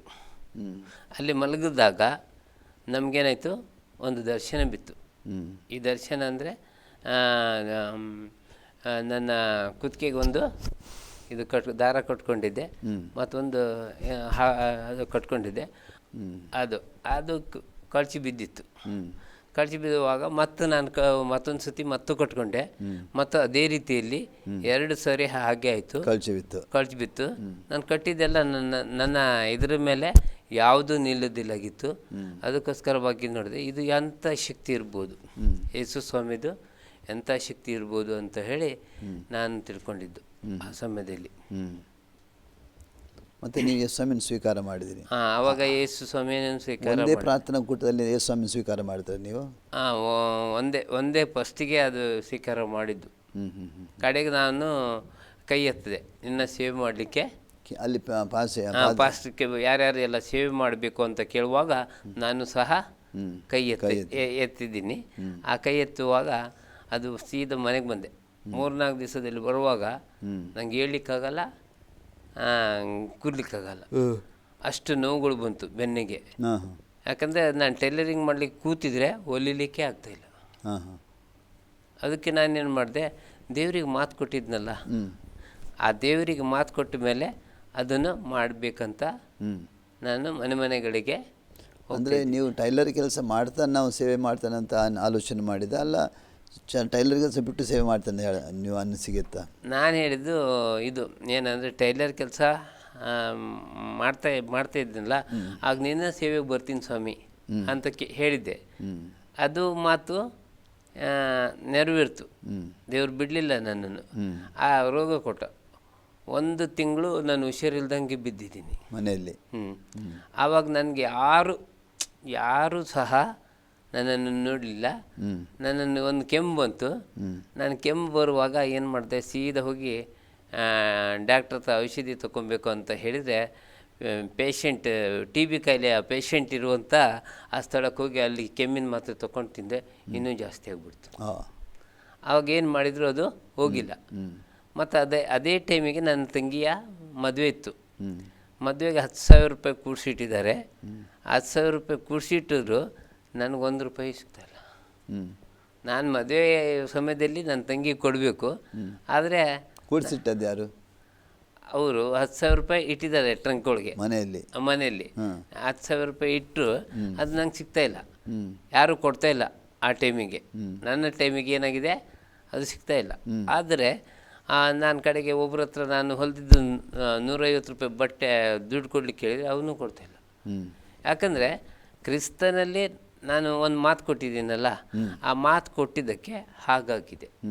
ನಾನು ಹೋಗ್ತೀನಿ, ದುಡ್ಡು ಕೇಳ್ತೀನಿ, ಯಾರೂ ಕೊಡಲ್ಲ, ಯಾರೂ ನೋಡಲ್ಲ. ಕಡೆಗೆ ನನ್ನ ತಂಗಿ ಬಂದು ಮತ್ತೆ ಅವಳು ಒಂದು ಸ್ವಲ್ಪ ಬಂದು, ಅವಳೇ ತಂಗಿ ಬಂದು ನಿನಗೆ ತಗೋ ದುಡ್ಡು ಅಂತ ಕೊಟ್ಟಳು. ಆಮೇಲೆ ನಾನು ಆಸ್ಪತ್ರೆಗೆ ಹೋಗಿದ್ದು. ಅಂದರೆ ಆ ಪರಿಸ್ಥಿತಿ ಇತ್ತು. ಯಾಕಂದರೆ ದೇವರಿಗೆ ಮಾತು ಕೊಟ್ಟಿದ ಮೇಲೆ ನಾವು ನಡಿಬೇಕು. ಅದು ನಂಗೆ ಗೊತ್ತಿಲ್ಲ. ಒಟ್ಟು ಮಾತು ಕೊಟ್ಟು ಬಂದೆ ದೇವರಿಗೆ. ಅದು ನೀವು ಕೊಟ್ಟು ಬಂದ್ರಿ ಅಷ್ಟೇ. ಅದು ದೇವರ ಹಿಡ್ಕೊಂಡಂತ ಗೊತ್ತಿಲ್ಲ. ದೇವರು ಹಿಡ್ಕೊಂಡಿದ್ದಾನೆ ಅಂತ ಗೊತ್ತಿಲ್ಲ. ಮತ್ತು ನೀವು ಬಂದ ನಂತರ ಏನು ಮಾಡಿದ್ರಿ? ಇದು ಬಂದ ನಂತರ ಮತ್ತೆ ನಮ್ಮ ಜೀವನದಲ್ಲಿ ಏನಾದರೂ ಬದಲಾವಣೆ ಆಯಿತು ಅಲ್ಲಿ ಅಂದ? ಬದಲಾವಣೆ ನನ್ನ ಜೀವನದಲ್ಲಿ ಬದಲಾವಣೆ ತುಂಬ ಆಯಿತು ಅಲ್ಲಿಂದ. ಯಾಕಂದರೆ ನಾನು ಒಂದು ಸತಿ ಒಂದು ಮನೆಯಲ್ಲಿ ಪ್ರಾರ್ಥನೆ ಮಾಡ್ತಾಯಿದ್ದೆ.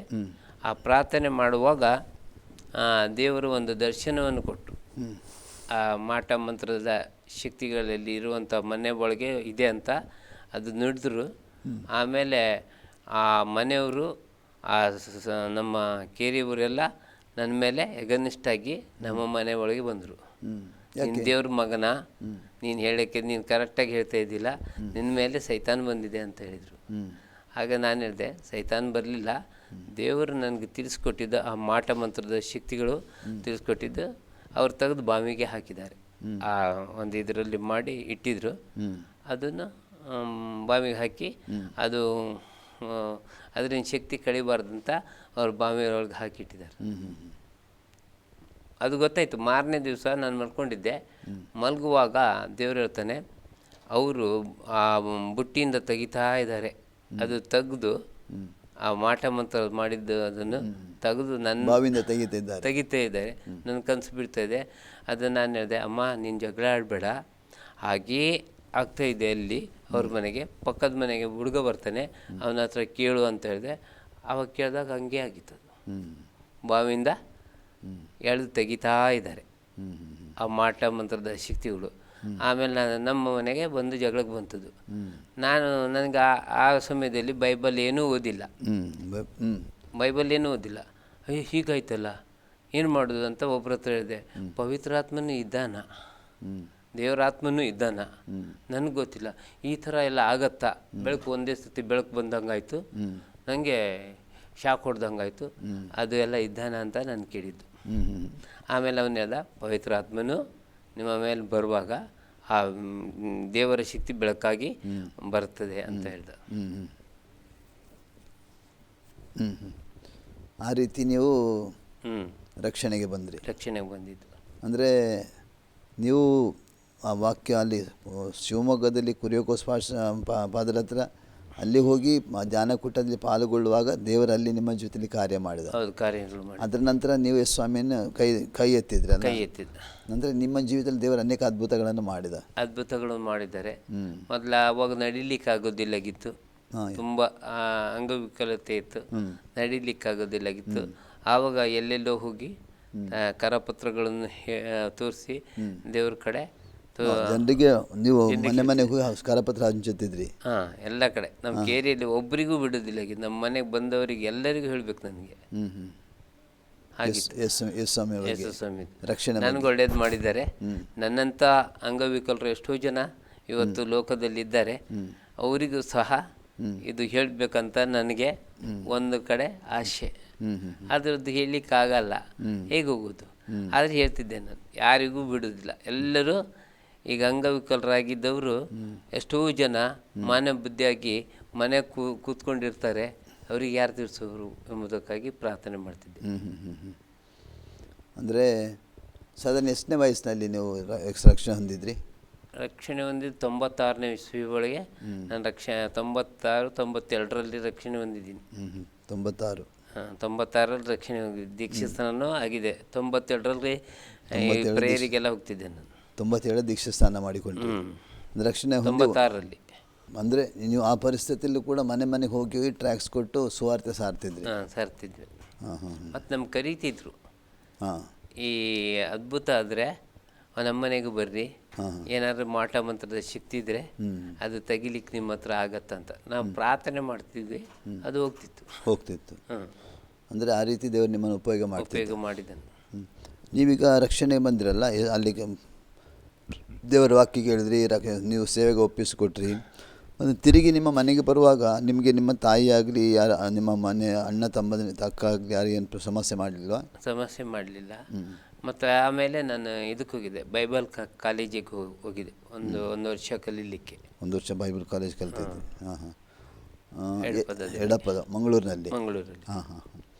ಅಲ್ಲ, ಈಗ ನೀವು ಅಲ್ಲಿಂದ ಬಂದ್ರಲ್ಲ, ಸುವಾರ್ತೆ ಸಾರಿಗೆ ಪ್ರಾರಂಭ ಮಾಡಿ ಮನೆಗೆ ಹೋಗಿ ಯಾರು ಕರೀತಾರೆ ಅಲ್ಲಿ ಹೋಗಿ ಪ್ರಾರ್ಥನೆ ಮಾಡಲಿಕ್ಕೆ ನೀವು ಪ್ರಾರಂಭ ಮಾಡಿರಿ. ನೀವು ನಿಮ್ಗೆ ಯಾರಾದ್ರು ತಡೀಲಿಲ್ಲ, ಹೋಗಬಾರ್ದು ಮಾಡಬಾರ್ದು ಯಾಕೆ ಮಾಡ್ತೀಯ ಅಂತ? ಅದು ಎಲ್ಲ ತಡೆಗಳು ಬಂತು. ಆದರೆ ಆ ತಡೆಗಳಿಗೆ ಸುಮಾರು ಸತಿ ಬಂತು. ಆ ತಡೆಗಳು ಅಂದರೆ ಯಾರು ಮಾಡಿದ್ರು ತಡೆಗಳನ್ನು? ಕ್ಯಾಥಲಿಕ್ ಅವರು ಸಹ ಮಾಡಿದರೆ ಆ ತಡೆಗಳು ಅಷ್ಟು ಪೊಲೀಸ್ ಸ್ಟೇಷನಿಗೆ ಹೋಗಿ ಕಂಪ್ಲೇಂಟ್ಗಳನ್ನು ಸಹ ನಾವು ಕೊಟ್ಟಿದ್ದು. ಯಾಕೆಂದರೆ ಮನೆಗಳಿಗೆ ನಮ್ಗೆ ಹೊಡಿತಾರೆ, ನಮಗೊಂದು ರಕ್ಷಣೆ ಕೊಟ್ರಿ ಎಂಬುದಕ್ಕಾಗಿ ಅವರ ಹತ್ರ ಕೇಳುವಾಗ ಅವರು ಹೇಳಿದರು, ನಿಮ್ಮದು ಯೇಸು ಸ್ವಾಮಿ ತತ್ವ ಏನಿದೆ ಅಂತ ಕೇಳಿದರು.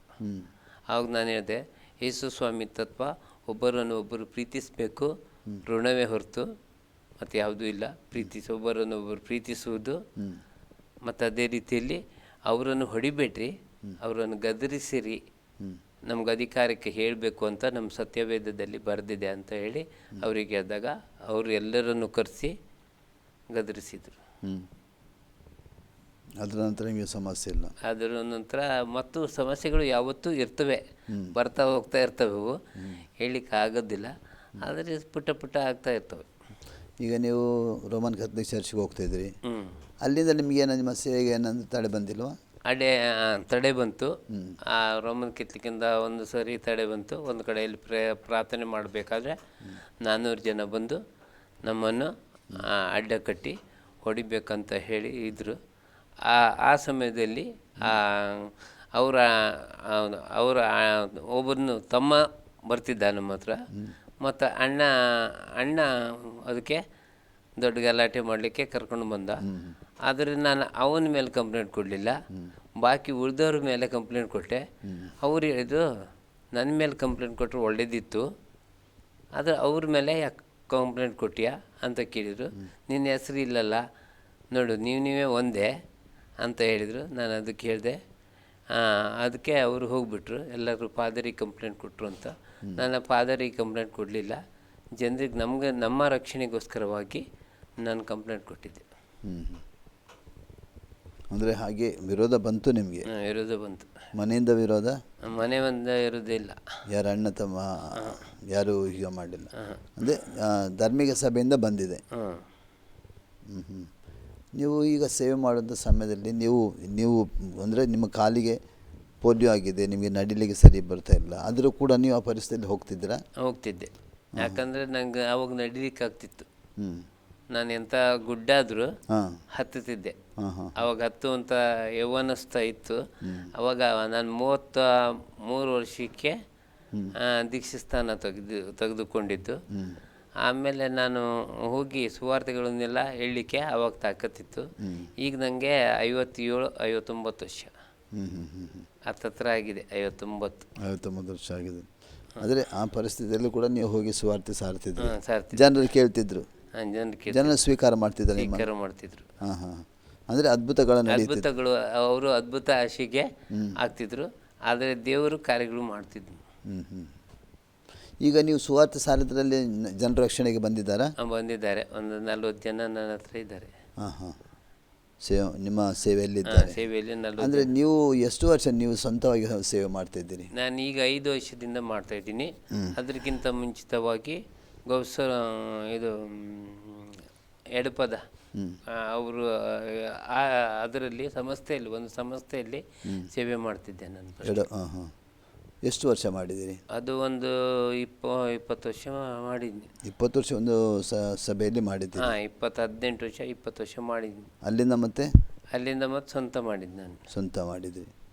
ಅಂದರೆ ನಿಮಗೆ ಈ ಸೇವೆ ಮಾಡುವಾಗ ಇದಕ್ಕೆಲ್ಲ ನಿಮಗೆ ಆರ್ಥಿಕವಾದ ಸಹಾಯ ಯಾರು ಮಾಡ್ತಿದ್ರು? ಸಹಾಯ ಆರ್ಥಿಕವಾಗಿ ನಾನು ಮಿಷಿನನ್ನು ಹೊಲಿದ್ಕೊಂಡು ಅದರ ದುಡ್ಡು ತಗೊಂಡು ಹೋಗ್ತಿದ್ದೆ. ಹೋಗಿ ಅದು ಸೇವೆ ಮಾಡ್ಕೊಂಡು ಬರ್ತಿದ್ದೆ. ಹಾಗೆ 1 2 3 ಜನ 8 ಜನ ಬಂದರು. ಫಸ್ಟಿಗೆ 8 ಜನ ಹೀಗೆ ಬಂದರು. ಕಡೆಗೆ ಹಾಗೆ ಬೆಳೀತಾ ಬಂತು. ಅವರು ಹಾಕುವಂಥ ಕಾಣಿಕೆಗಳು ಅದು ಬಂತು. ಆಮೇಲೆ ಹಾಗೆ ಸ್ಟಾರ್ಟ್ ಮಾಡ್ತಾ ಹೋದೆ. ನಾನು ಮತ್ತು ಒಂಚೂರು ಒಲಿಯೋದು, ಮತ್ತೊಂಚೂರು ಸೇವೆ ಮಾಡೋದು, ಹೀಗೆ ಮಾಡ್ಕೊಳ್ತಾ ಬರುವಾಗ 40 ಜನ ಹೀಗೆ 30 ಜನ ಬರುವಾಗ ಅವರಿಂದ ಕಾಣಿಕೆಗಳು ನಂಗೆ ಬರ್ತಿತ್ತು. ಅದರಲ್ಲಿ ನಾನು ಜೀವಿಸ್ತಿದ್ದೆ. ಮತ್ತು ನಮ್ಮ ಮನೆಯಲ್ಲಿ ಸಹ ಒಂದು ಸ್ವಲ್ಪ ಸಹಾಯ ಮಾಡ್ತಿದ್ರು. ಮದುವೆ ಆಗಿದ ಮೇಲೆ ಫಸ್ಟಿಗೆ ಮಾಡ್ತಿದ್ರು ನನಗೆ, ಯಾವಾಗ ಬೇಕಾದ್ರೆ ಸಹಾಯ, ನೀವು ಎಲ್ಲಿ ಬೇಕಾದ್ರೂ ಹೋಗಿದ್ರು ಸಹಾಯ ಮಾಡ್ತಿದ್ದು. ಮತ್ತು ನನಗೆ ಪೆನ್ಷನ್ ಬರುತ್ತೆ, ಪೆನ್ಷನ್ 1,000 ಚಿಲ್ಲರೆ ಯಾವಾಗ ಬರ್ತಿತ್ತು, 400 ರೂಪಾಯಿ ಬರ್ತಿತ್ತು. ಈಗ 1,400 ರೂಪಾಯಿ ಬರ್ತದೆ. ಅದರಿಂದನೂ ಮಾಡ್ತಿದ್ದೆ ನಾನು. Handicapped pension. ಈಗ ಮದುವೆ ಆಗಿದೆ ನಿಮಗೆ? ಮದುವೆ ಆಗಿದೆ, ಒಂದು ಮಗು ಇದೆ. ಎಷ್ಟು ವಯಸ್ಸು ಮಗುವಿಗೆ? ಮಗುಗೆ ಈಗ ಫೆಬ್ರವರಿ 26 ಬಂದರೆ 3 ವರ್ಷ ತುಂಬತ್ತೆ. ಮತ್ತು ನನ್ನ ಹೆಂಡತಿ ಇದ್ದಾಳೆ, ಅವಳು ಮನೆಯಲ್ಲೇ ಇರೋದು. ಮತ್ತು ಬಂದಂಥ ಜನಗಳಿಗೆ ನೋಡಿಕೊಳ್ಳೋದು ಮತ್ತು ಒಳ್ಳೆ ಸೇವೆ ಮಾಡೋದು ಅಷ್ಟೇ. ಈಗ ನೀವು ಸೇವೆಗಾಗಿ ಸಂಪೂರ್ಣ ಒಪ್ಪಿಸಿಕೊಟ್ಟು 5 ವರ್ಷ ಆಯಿತು. 5 ವರ್ಷ ಆಯಿತು. ಈ ಅನುಭವದಲ್ಲಿ ಹಿಂದಿನ ಅನುಭವ, ಬೇರೆ ಸೇವಕರೊಂದಿಗೆ ಸೇವೆ ಮಾಡ್ತಾ ಇದ್ದೀರಿ. ಈಗ 5 ವರ್ಷದಿಂದ ಸ್ವಂತವಾಗಿ ಸೇವೆ ಮಾಡ್ತಿದ್ದೀರಿ. ಈ ಹಿಂದಿನ ಮತ್ತು ಇವತ್ತಿನ 5 ವರ್ಷದ ಅನುಭವ ಹೇಗೆ ನಿಮ್ಮದು? ನನಗೆ ಅವ್ರ ಜೊತೆಗಿರುವಾಗ ಅವರು ಮಾಡುವಂಥ ಸೇವೆಗಳಲ್ಲಿ ನಾನು ಹೆಲ್ಪ್ ಮಾಡ್ತಿದ್ದೆ. ನನಗೆ ಇರುವಂಥದ್ದಲ್ಲಿ ನಾನು ಹೆಲ್ಪ್ ಮಾಡಿ, ಅದು ಆವಾಗ ನಂಗೆ ಸಪೋರ್ಟ್ ಬರ್ತಿತ್ತು. 1,000 ಚಿಲ್ಲರೆ ಬರ್ತಿತ್ತು, 1,300 ರೂಪಾಯಿ ಹಾಗೆ ಬರ್ತಿತ್ತು, 1,700 ರೂಪಾಯಿ ಹಾಗೆ ಬರ್ತಿತ್ತು. ಸರ್ಕಾರ ಅಲ್ಲ, ಅದು ಸೇವೆ ಮಾಡಿದರೆ ಒಂದು ಜನರು ಏನಾದ್ರು ಕಾಣಿಕೆ ಅಲ್ಲ, ಇದರಿಂದ ಬರ್ತಿತ್ತು, ಸಂಸ್ಥೆಯಿಂದ ಬರ್ತಿತ್ತು. ಆ ಸಂಸ್ಥೆಯಲ್ಲಿ ಅರ್ಧ ಅವ್ರಿಗೆ ಕೊಡಬೇಕು, ಅರ್ಧ ನಾವು ಇಟ್ಟುಕೊಳ್ಬೇಕು. ಜೊತೆ ಸೇವಕನು ನಾನು ಆವಾಗ ಅವ್ರ ಜೊತೆಗೆ ಇರಬೇಕಾದ್ರೆ. ಈಗ ನಾನೇ ಸ್ವಂತ ಮಾಡಿದರೆ ಅಡ್ಡಿಲ್ಲ ಅಂತ. ಮತ್ತು ನಮ್ಮ ಮನೆಗಳು ಇರಲಿಲ್ಲ, ನಮ್ಮ ಮನೆಗಳಿಗೆ ಹೋಗಿ ಪ್ರಾರ್ಥನೆ ಮಾಡಬೇಕಿತ್ತು. ಈಗ ಮನೆಗಳಿಗೆ ಹೋಗಿ ಪ್ರಾರ್ಥನೆ ಮಾಡುವುದಿಲ್ಲ. ನಮಗೆ ಒಂದು ಆಲಯವನ್ನು ನನ್ನ ತಂಗಿ ಕಟ್ಕೊಟ್ಟಿದ್ದಾಳೆ. ಅದರಲ್ಲೇ ಸೇವೆ ಅದರಲ್ಲೇ ಸೇವೆ ಮಾಡಿ ಅದು ನೀವು ಎಲ್ಲಿ ಪ್ರೇಯರ್ಗೆಲ್ಲ ಹಳ್ಳಿಗೆ ಮನೆಗೆಲ್ಲ ಹೋಗ್ತೀರಾ? ಹೋಗ್ತೀವಿ. ಈಗಲೂ ಹೋಗ್ತೀರಿ? ಈಗಲೂ ಹೋಗ್ತೀವಿ. ನಿಮ್ಮ ಪತ್ನಿ ಕೂಡ ನಿಮ್ಮ ಜೊತೆಲಿ ಸೇವೆಗೆ ನಮ್ಮ ಜೊತೆಯಲ್ಲಿ ಸೇವೆ ಮಾಡ್ಲಿಕ್ಕೆ ಸಹ ಬರ್ತಾಳೆ. ಈಗ ಅಂದರೆ ನೀವು ಸಭೆ ಸೇವೆ ಮಾತ್ರ ಮಾಡ್ತಾಯಿದ್ದೀರಾ, ಅಲ್ಲಿ ಬೇರೆ ಏನಾದರೂ ಸೇವೆ ಮಾಡ್ತಾ ಇದ್ದೀರಾ? ಇಲ್ಲ, ಸಭೆ ಸೇವೆ ಮಾಡ್ತಾಯಿದ್ದೀನಿ ಈಗ. ಮತ್ತು ಆಸ್ಪತ್ರೆಗಳಲ್ಲಿ ಹೀಗೆ ನೋಡ್ಕೊಂಡು ಬಂದು ಜನರಿಗೆ ನೋಡ್ಕೊಂಡು ಬರ್ತೀವಿ. ಯಾರಿಗೆ ಹುಷಾರಿಲ್ಲ ಕರೆದಾಗ ಹೋಗ್ತೀವಿ, ಇಲ್ಲಾಂದರೆ ಸುಮ್ಮನೆ ಇರ್ತೀವಿ. ಈಗಿನ ಪರಿಸ್ಥಿತಿಯಲ್ಲಿ ಆಗಿದೆ. ಅಂದರೆ ಕರೆದಾಗ ಯಾರ್ದು ಸೇವೆಗೆ ಅಂದರೆ ಪ್ರೇಯರ್ ಮಾಡಲಿಕ್ಕೆ ಕರೆದಾಗ ಹೋಗ್ತೀವಿ. ಅಂದರೆ ಅವರಿಗೆ ರೋಗಿಗಳಿಗಾಗಿ ಸಮಸ್ಯೆಗಳಿಗೆ ಪ್ರಾರ್ಥನೆ ಮಾಡಿ ಬರ್ತೀವಿ. ದೇವರು ಅದ್ಭುತ ಮಾಡ್ತಾನೆ ಅಲ್ಲ? ಹೌದು.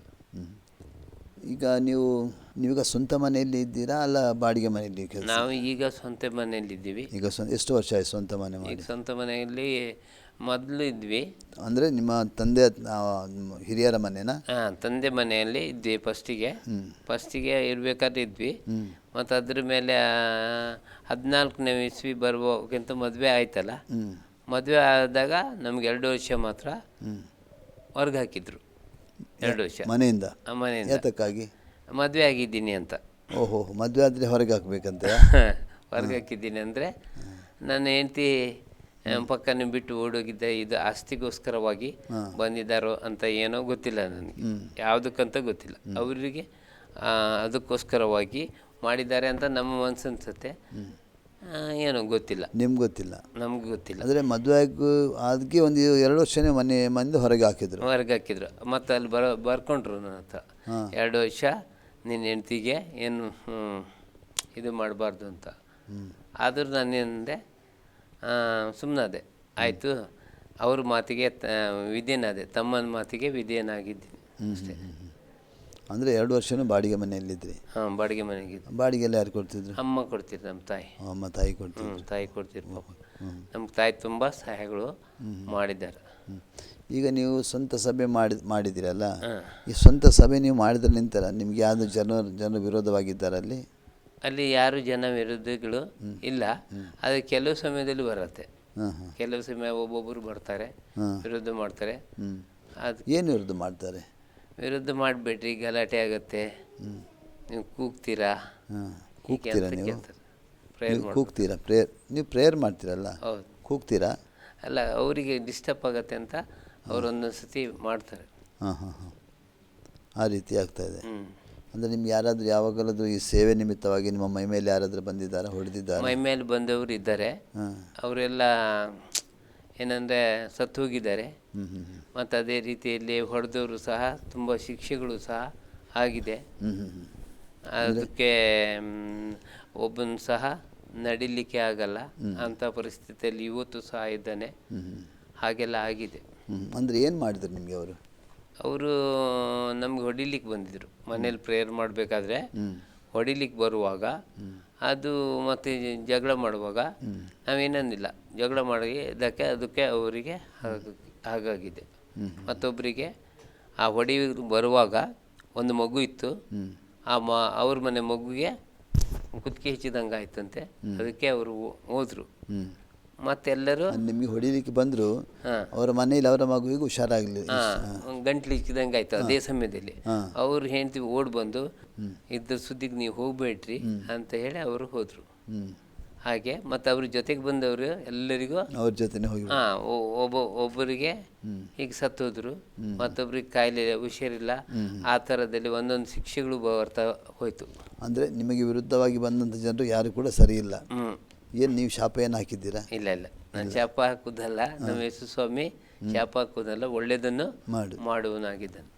ಅಂದರೆ ನೀವು ಪ್ರಾರ್ಥನೆ ಮಾಡಿದ್ದೀರಿ? ಪ್ರಾರ್ಥನೆ ಮಾಡ್ತೀನಿ. ಏನು ಪ್ರಾರ್ಥನೆ ಮಾಡಿ ಅವರಿಗೋಸ್ಕರ ಒಳ್ಳೇದಾಗಲಿ ಅಂತ, ಮತ್ತು ಅವ್ರ ರಕ್ಷಣೆಗೆ ಬರಲಿ ಅಂತ. ಅದರಲ್ಲಿ ಯಾರ್ದು ರಕ್ಷಣೆ ಬಂದಿದ್ದಾರೆ? ಅದರಲ್ಲಿ ಒಬ್ಬರು ರಕ್ಷಣೆಗೆ ಬಂದಿದ್ದರು. ಮತ್ತು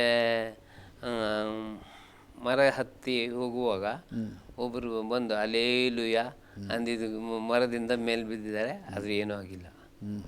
ಹಾಗೆ ಸುಮಾರು ಜನನು ಸಹ ರಕ್ಷಣೆಗೆ ಗುರುತಾಗಿದೆ.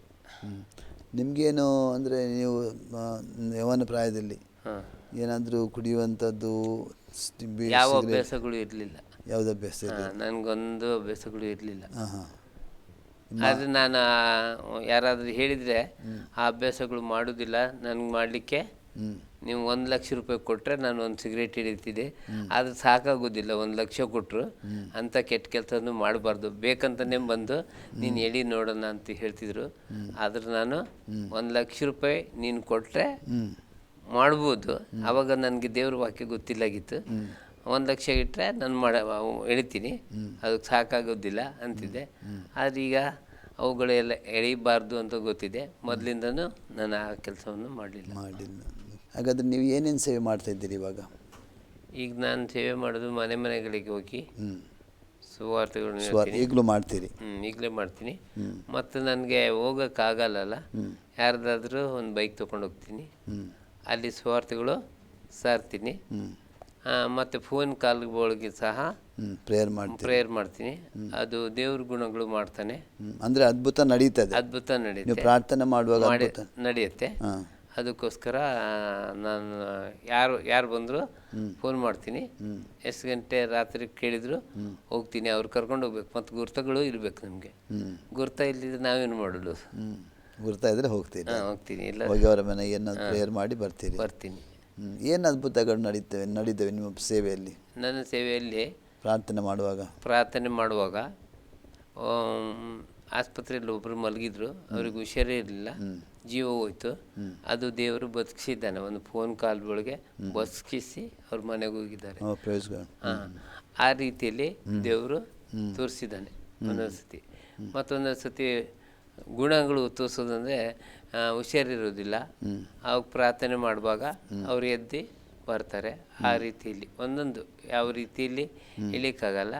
ಅವರನ್ನು ಗುಣ ಆಗಿದೆ ಮತ್ತು ಒಳ್ಳೆಯದಾಗಿದೆ ನಮಗೆ ಅಂತ ಹೇಳ್ತಾರೆ. ಈಗ ಗದ್ದೆಗಳಿಗೆ ರೋಗ ಬಂದರೆ ಯೇಸು ಕ್ರಿಸ್ತನ ನಾಮದಲ್ಲಿ ಅದು ಒಳ್ಳೇದು ಮಾಡಪ್ಪ ಅಂತ ಕೇಳುವಾಗ ಅದು ದೇವರು ಒಳ್ಳೇದು ಮಾಡ್ತಾನೆ. ಆ ರೀತಿ ದೇವರು ಆ ರೀತಿ ಅವರ ನಂಬಿಕೆ ಮೇಲೆ ದೇವ್ರು ಮಾಡ್ತಾನೆ. ನಾವು ಪ್ರಾರ್ಥನೆ ಮಾಡೋದು ಅಷ್ಟೇ. ಅಂದರೆ ಇದು ದುರಾತ್ಮಗಳ ಬಿಡುಗಡೆ, ಅದು ಆಗಿದೆ. ಸೈತಾನನ ಒಂದು ದುರಾತ್ಮನ ಶಕ್ತಿಗಳು ಇದ್ದು ಓಡೋಗಿದ್ದಾವೆ. ಸುಮಾರು ಕಡೆ ಹೋಗಿದ್ದೀವಿ. ಅದು ದೇವರು ಮಾಡಿದ್ದಾನೆ. ಅಂದರೆ ನೀವು ಕ್ರಿಶ್ಚಿಯನ್ರ ಮಧ್ಯದಲ್ಲಿ ಮಾತ್ರ ಹೋಗ್ತೀರಾ, ಅಲ್ಲ ಕರೆದಾಗ ಯಾರು ಕರೆದ್ರು ಹೋಗ್ತೀರಾ? ಈಗ ಕರೆದ್ರು ಮಾತ್ರ ಹೋಗೋದು. ಯಾರು ಕರೆದ್ರೆ ಹೋಗ್ಬೋದು. ಅದು ಗುರ್ತ ಇರಬೇಕು, ಪರಿಚಯ ಇದ್ರೆ ಮಾತ್ರ ಹೋಗ್ತೀವಿ, ಎಲ್ಲರೂ ಹೋಗಲ್ಲ. ಈಗ ನಿಮ್ಮ ಮದುವೆ ಆಗಿದೆ, ಮಗು ಇದೆ ಒಂದು. ಹೌದು. ನಿಮ್ಮ ಹೆಂಡತಿ ಕೂಡ ನಿಮ್ಮ ಜೊತೆಯಲ್ಲಿ ಸೇವೆಗೆ ಬರ್ತಾರಾ? ನಮ್ಮ ಜೊತೆಗೆ ಹೆಂಡತಿ ಸಹ ಬರ್ತಾರೆ.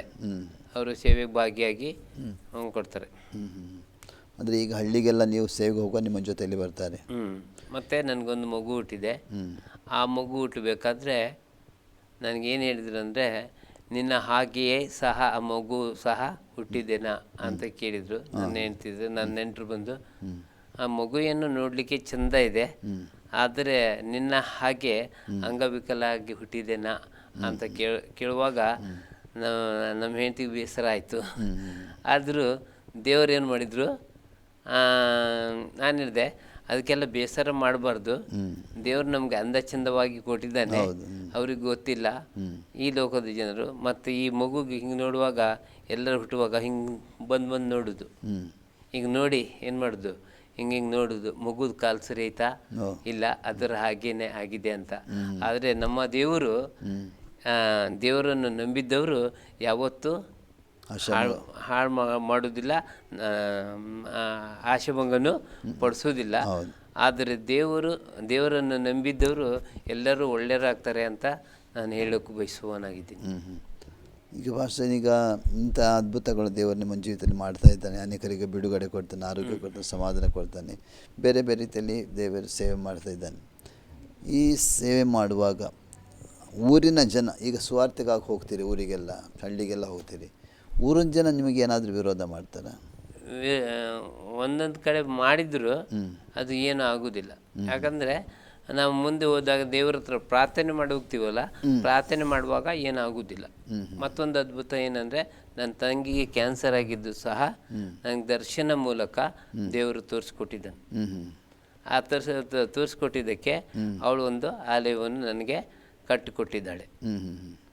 ಅಂದರೆ ಅವಳಿಗೆ ಗುಣ ಆಗಿದೆ. ಗುಣ ಆಗಿದೆ. ಅದಕ್ಕೆ ಅಪ್ಪ ನಾನು ಹೇಳಿದೆ, ನೀನು ಹೋಗಿ ಡಾಕ್ಟರ್ ಹತ್ರ ತೋರಿಸಿ ಇದು ಯಾವುದು ರೋಗ ಆಗಿದೆ ಅಂತ ಕೇಳಿದ್ದೀನಿ. ಮತ್ತು ಅದು ಕ್ಯಾನ್ಸರ್ ಅಂತ ಗೊತ್ತಾಯ್ತು? ಕ್ಯಾನ್ಸರ್ ಅಂತ ಗೊತ್ತಾಯ್ತು. ಎಷ್ಟು ವರ್ಷ ಆಯಿತು ಇದಾಗಿ? ಇದು ಒಂದು 5-7 ವರ್ಷ ಆಯಿತು. ಈಗ ಚೆನ್ನಾಗಿದ್ದಾರೆ? ಈಗ ಚೆನ್ನಾಗಿದೆ. ಯಾವುದೇ ಟ್ರೀಟ್ಮೆಂಟ್ ಇಲ್ಲ? ಯಾವುದೇ ಟ್ರೀಟ್ಮೆಂಟ್ ಇಲ್ಲ.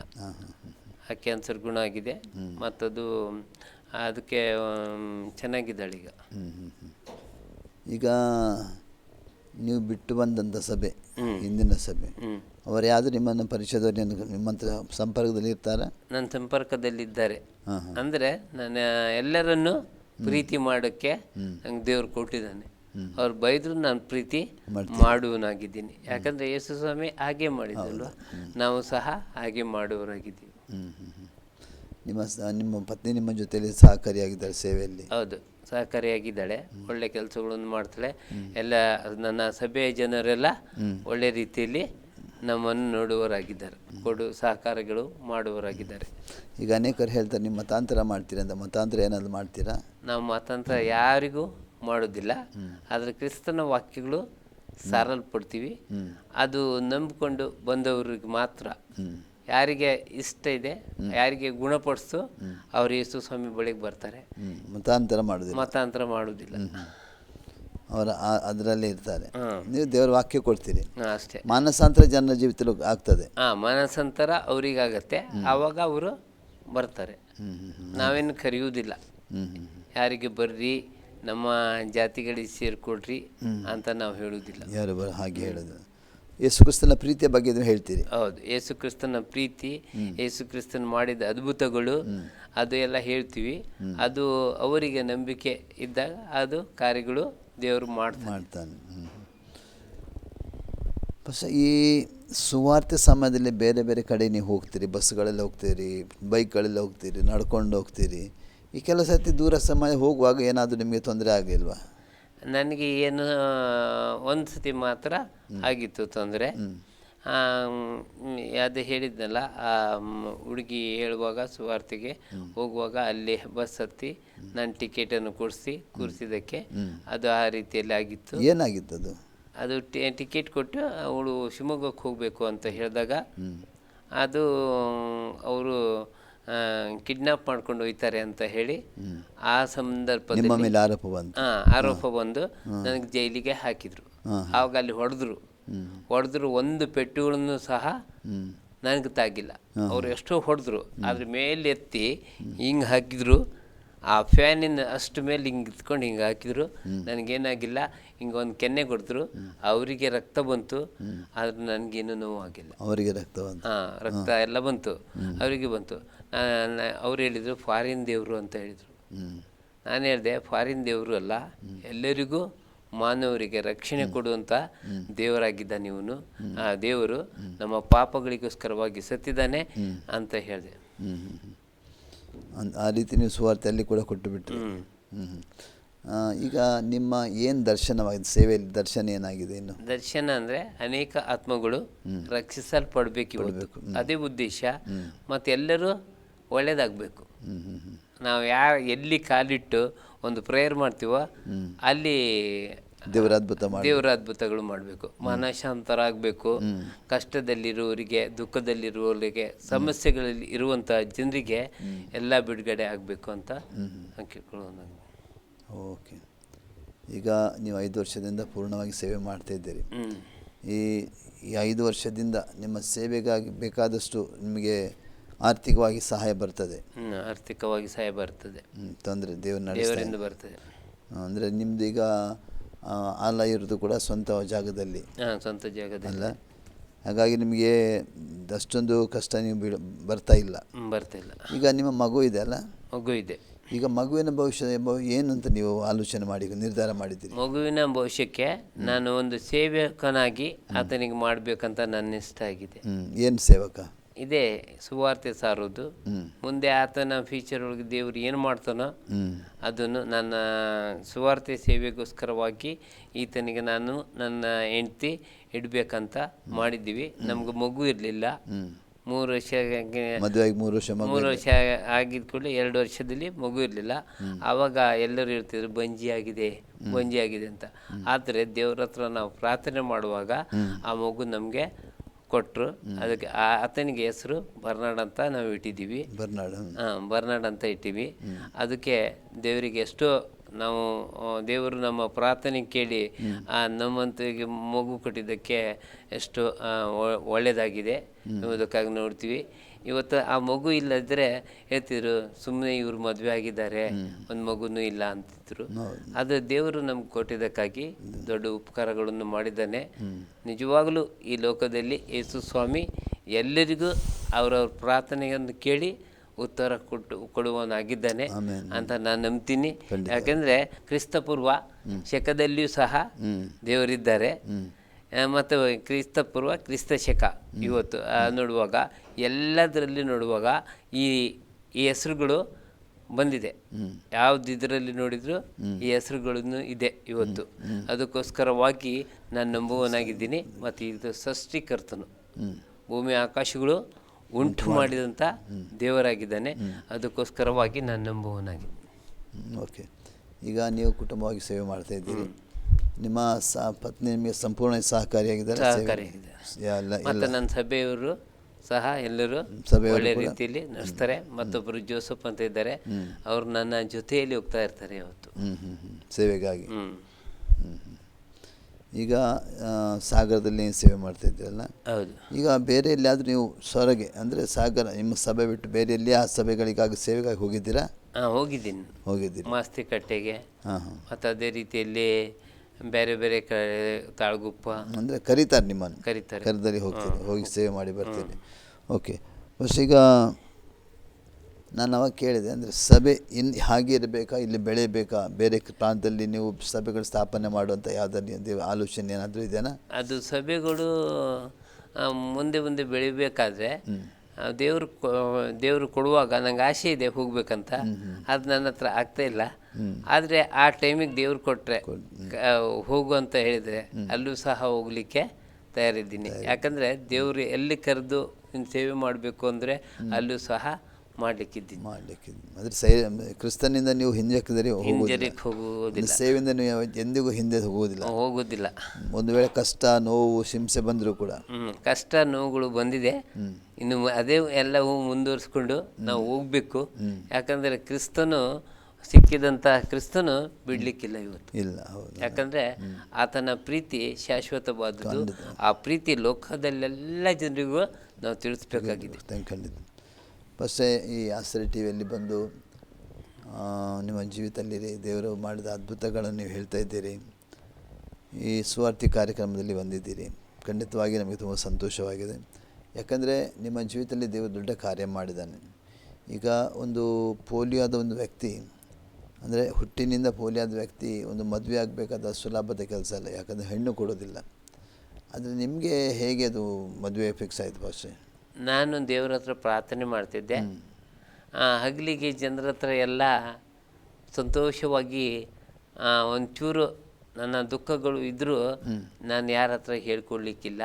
ನನ್ನ ಕರ್ತನಲ್ಲಿ ನನಗೆ ಕೇಳ್ಕೊಳ್ತಿದ್ದೆ, ನನಗೆ ಒಳ್ಳೆಯ ಒಂದು ಹೆಂಡತಿ ಸಿಕ್ಕಲಿ ದೇವ್ರೆ ಅಂತ.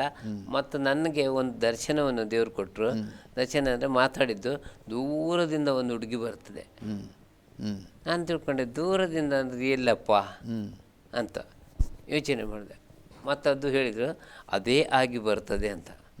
ಆದರೆ ದೇವರ ಸ್ವರಕ್ಕೆ ನಾವು ಕಿವಿ ಕೊಟ್ಟು ಪ್ರಾರ್ಥನೆ ಮಾಡುವಾಗ ಆ ಹೇಳಿದಂಥ ಮಾತು ನೆರವೇರಿತು. ಅವಳೇ ಕೇಳಿಕೊಂಡು ಬಂದಿದ್ದಾರೆ. ಹಾಗೆ ದೇವರು ನಮ್ಮ ಮೇಲಿಟ್ಟಂಥ ನಂಬಿಕೆ, ನಾವು ನಂಬಿಕೆಯಿಂದ ಪ್ರಾರ್ಥನೆ ಮಾಡಬೇಕು. ಆತನಲ್ಲೇ ನೆಲೆಗೊಂಡು ನಾವು ಪ್ರಾರ್ಥನೆ ಮಾಡಿದರೆ ನಮ್ಗೆ ಸಿಕ್ಕುತ್ತದೆ ಅಂತ ಬೇಡಿಕೊಳ್ಳುವ ಪ್ರತಿಯೊಬ್ಬನು ಹೊಂದಿಕೊಳ್ತಾನೆ. ಇವತ್ತು ನನ್ನ ಜೀವಿತದಲ್ಲಿ ದೇವರು ಹೊಂದ್ಕೊಂಡಿದ್ದಾರೆ. ಅನೇಕ ಕಷ್ಟಗಳು, ನಷ್ಟಗಳು, ದುಃಖಗಳು ನಮ್ಮ ಮನೆಯಿಂದನೂ ಎಲ್ಲ ಕಡೆಯಿಂದ ಬರ್ತದೆ. ಆದರೆ ಅವುಗಳು ಎಲ್ಲ ನನಗೆ ಅಡ್ಡಿ ಅಲ್ಲ. ನನಗೆ ಎಷ್ಟೇ ಅಡ್ಡಿ ಬಂದರೂ ನಾನು ಮಾತ್ರ ಕ್ರಿಸ್ತನಲ್ಲಿ, ನನ್ನ ಹೆಂಡತಿ ಮಕ್ಕಳು ಕ್ರಿಸ್ತನಲ್ಲಿ ಇರಬೇಕಂತ ಆಸೆ ಇದೆ. ನಮಗೋಸ್ಕರ ಎಲ್ಲರೂ ಈ ಟಿ ವಿಯನ್ನು ನೋಡೋರೆಲ್ಲ ನನಗೋಸ್ಕರ ಪ್ರಾರ್ಥನೆ ಮಾಡಿರಿ. ಅಂತ ಕೇಳಿಕೊಳ್ಳುವನಾಗಿದ್ದೀನಿ ಮತ್ತು ನಿಮಗೂ ಸಹ ವಂದನೆಗಳನ್ನು ಹೇಳುವನಾಗಿದ್ದೀನಿ. Thank you pastor. ಆಸ್ಟ್ರೇಲಿಯನ್ ಟಿವಿಯಲ್ಲಿ ಬಂದು ನಿಮ್ಮ ಸಾಕ್ಷಿ ಹೇಳಿದ್ರಿ. ಖಂಡಿತವಾಗಿ ದೇವರು ನಿಮ್ಮನ್ನು, ನಿಮ್ಮ ಕುಟುಂಬವನ್ನು, ನಿಮ್ಮ ಸೇವೆಯನ್ನು ಆಶೀರ್ವಾದ ಮಾಡಲಿ. ನಿಮ್ಮ ಸೇವಾ ಪ್ರಾಂತ್ಯ ದೇವರು ವಿಸ್ತಾರ ಮಾಡಲಿ. ಅನೇಕ ಪ್ರಾಂತ್ಯಗಳಲ್ಲಿ ಹೋಗಿ ಸೇವೆ ಮಾಡಿ ದೇವರ ರಾಜ್ಯ ಕಟ್ಟಿ ಅದರ ಮೂಲಕ ದೇವರಿಗೆ ಮಹಿಮೆ ಉಂಟಾಗುವಂಥ ಸಹ ದೇವರ ಸೇವೆ ಮಾಡಿ ದೇವರು ಖಂಡಿತವಾಗಿ ನಿಮ್ಮ ಎಲ್ಲ ಆಸೆಗಳನ್ನು ದೇವರು ಪೂರೈಸುವನಾಗಿದ್ದಾನೆ. ಮತ್ತು ದೇವರ ವಾಕ್ಯ ಹೇಳ್ತದೆ, ಕಟ್ಟುವಾತ ನಾವಲ್ಲ, ಕಟ್ಟುವಾತನಾತನಾಗಿದ್ದಾನೆ. ಹೌದು, ನಮ್ಮ ಜೀವಿತದಲ್ಲಿ ಏನಾದರೂ ನಮಗೆ ಬೇಕಾದಾಗ ಅದು ಒದಗಿಸುವಾತನ ಆತನೊಬ್ಬನಾಗಿದ್ದಾನೆ. ಅನೇಕ ಜನರು ಕೈ ಬಿಡ್ಬೋದು, ಜನರು ಸಂಬಂಧವರೆಲ್ಲ ಕೈ ಬಿಟ್ಟು ಹೋಗ್ಬೋದು.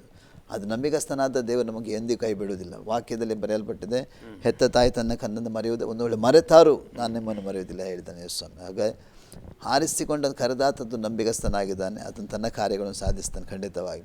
പക്ഷേ ಖಂಡಿತವಾಗಿ ದೇವರು ನಿಮ್ಮನ್ನು ಆಶೀರ್ವಾದ ಮಾಡಲಿ.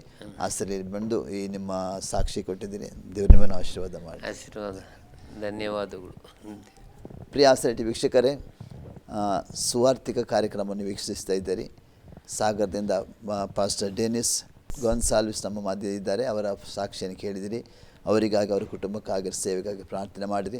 ದೇವರು ಶಕ್ತವಾದ ರೀತಿಯ ಪ್ರಾಂತ್ಯದಲ್ಲಿ ಸೇವೆಗಳನ್ನು ಉಪಯೋಗಿಸ್ತಾರೆ. ಅದು ಅಲ್ಲಿ ಮಾತ್ರವಲ್ಲ, ಅನೇಕ ಪ್ರಾಂತ್ಯಗಳಲ್ಲಿ ಹೋಗಿ ಸೇವೆ ಮಾಡಿ ದೇವರ ರಾಜ್ಯ ಕಟ್ಟುವುದಕ್ಕಾಗಿ, ದೇವರು ತನ್ನನ್ನು ಬಲಪಡಿಸುವುದಕ್ಕಾಗಿ, ಮತ್ತು ಅವರೆಲ್ಲ ಆರ್ಥಿಕ ಪರಿಸ್ಥಿತಿ ಏನು ಅವರಿಗೆ ಅವಶ್ಯಕತೆ ಉಂಟು ದೇವರು ಅದನ್ನೆಲ್ಲ ಸಂಧಿಸುವುದಕ್ಕೆ ಅವರ ಪತ್ನಿ ಮತ್ತು ಒಂದು ಮಗು ಇದೆ, ಆ ಮಗುಗೋಸ್ಕರ ಕೂಡ ನೀವು ಪ್ರಾರ್ಥನೆ ಮಾಡಿ ನಾನು ನಿಮ್ಮಲ್ಲಿ ಕೇಳಿಕೊಳ್ತೇನೆ. ಈ ತನಕ ಆಸ್ಟ್ರೇಲಿಯ ಟಿ ವಿಯಲ್ಲಿ ಇದು ಸಾಕ್ಷಿ ವೀಕ್ಷಿಸಿದ್ದೀರಿ. ಮುಂದೆ ಇನ್ನೊಂದು ಕಾರ್ಯಕ್ರಮ ಬರುವ ತನಕ ವೀಕ್ಷಿಸಿದ್ದೀರಿ ಆಸ್ಟ್ರೇಲಿಯ ಟಿ ವಿ. ವಂದನೆಗಳು.